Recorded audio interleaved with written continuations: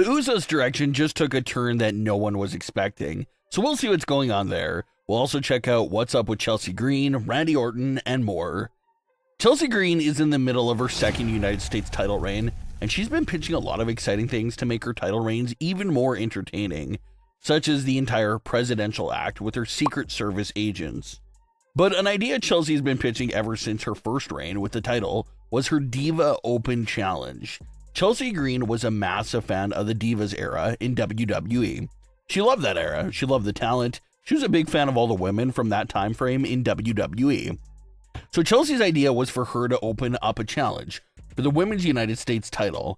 But the catch is that only women who specifically wrestled during the Divas era could answer to the open challenge. Chelsea has even expressed her desire to face big names from that era, like Maurice, Nikki Bella, and others.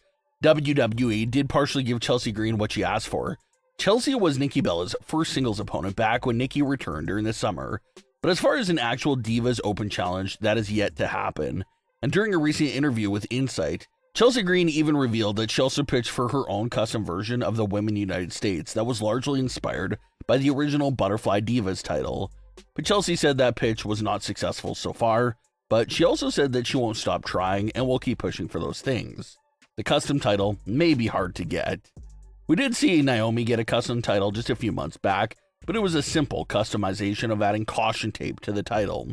So something small like that is possible, but if it's a major custom title change, it's definitely going to be hard to get. But Chelsea's original idea for the Divas Only Open Challenge is still a pretty solid idea and could really work. If Chelsea's character puts up the challenge out there, we could see individuals like AJ Lee, Nikki Bella, Natalya, Paige, Michelle McCool, and so many more big names all potentially answer that challenge.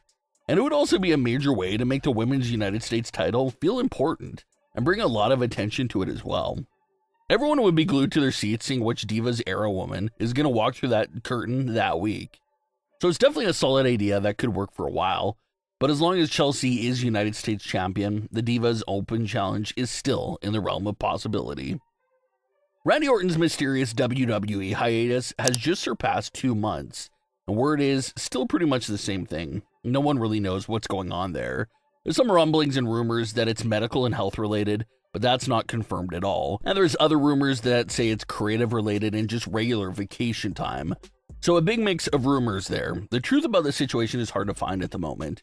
Randy was also initially advertised for Smackdown episodes in mid to late December, but that now appears to be unlikely as well. But what did finally give some fans hope about Randy's return is the fact that he's currently being advertised for the Smackdown before Royal Rumble. Although that's not confirmation either, it's giving fans hope that maybe Randy Orton will truly be back on WWE television in time for the 2026 Royal Rumble. If they're not going to use Randy Orton in a big way here in the final weeks of the year, it does seem like the next logical thing would be a Royal Rumble surprise return. As far as any updates to what Randy will be doing once he's back, those predictions are still the same. It seems like Randy could potentially get involved with the issues between Cody Rhodes and Drew McIntyre, since that's what he was involved with before going on hiatus. And then you also have the possibility of Randy playing an off-screen role in the attack of Jacob Fatu as well. So that's another potential route that's still in play there. So hopefully 2026 is the year where things get back on track for the legendary Randy Orton. Now let's dive into the latest story direction with the Usos, because this is a real head scratcher here that's a bit hard to understand. So ever since the Usos reunited with each other a few months back, they had one strong storyline in place, and that was the focus of the disconnection between Jimmy and Jey. They're brothers, they're on good terms with each other, they always got each other's backs. But Jey and Jimmy's mindsets were on completely different pages. Jey Uso had adapted that Roman Reigns sort of mindset. This selfish type of persona, putting yourself first and everyone else after you, cutting off all friends and sticking to only family. While Jimmy was pretty much the complete opposite of all of that. Jimmy was keeping healthy friendships going with his friends in WWE. Jimmy was doing the right thing, always trying to save as many people as possible, and he could always be there for everyone. And most importantly, he was putting others first. These different mindsets caused Jimmy and Jey to crash, and Jey even took shots at Jimmy, saying that Jimmy does not understand this way of thinking because Jimmy's never been a world champion before, like Roman and Jey. So things were heating up there. It seemed like this story had a direction it wanted to go in, but nothing ever came of it, just non-stop teases. like with the November 1st world title match between CM Punk and Jey Uso. With Jey Uso losing that world title match, fans thought that this would be a big crash out moment and pay off for all the months of tension with his brother Jimmy, but everything fizzled out quickly there following that world title loss for Jey. And then leading up to War Games, there was even more teasers of Jey having tension with Jimmy. Jey seemed annoyed with his brother Jimmy when he joined their War Games team, seeming like he really felt like Jimmy was wasting a spot on the team. And even in the War Games Advantage match, it was Jimmy that got pinned in the match. So there was definitely so many things in play for Jey to be upset at Jimmy about. And then Jey loses in the Last Time Is Now tournament as well, and he completely crashes out again. He destroyed everything at ringside. He had an amazing quick backstage promo that heavily hinted at the idea of him changing up his persona and finally looking like we were getting the payoff to his months of acting different and cold. But then just a week later, Jey comes out with his usual yeeting entrance like nothing happened. He got by Jimmy's side, and they revealed that they're joining the tag team division again. Although yes, it's great to see the Usos back in the tag team division. They bring so much star power to the division, but it's just kind of left fans feeling a bit disappointed that there was no payoff for that narrative that's been in place since September of Jey acting strange.